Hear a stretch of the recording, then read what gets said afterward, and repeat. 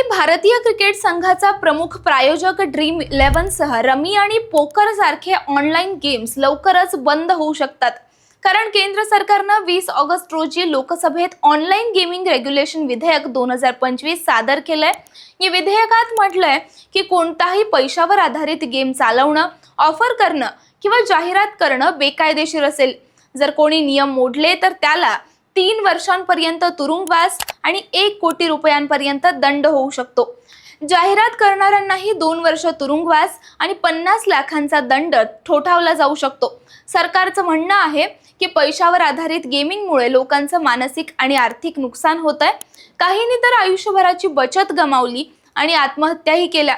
पण यामुळे 32,000 कोटींचा भारतीय गेमिंग उद्योग धोक्यात येणार आहे। ड्रीम 11, विन्झो, गेम्सक्राफ्ट यासारख्या कंपन्यांना थेट फटका बसेल आणि 2 लाख नोकऱ्याही धोक्यात येऊ शकतात।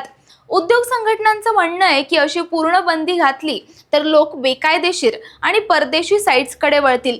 त्यामुळे हा निर्णय भारतीय गेमिंग क्षेत्राचं भविष्यच बदलून टाकू शकतो। तुम्हाला काय वाटतं की पैशावर आधारित गेम्सवर बंदी घालणं योग्य आहे की सरकारने फक्त नियमन करावं?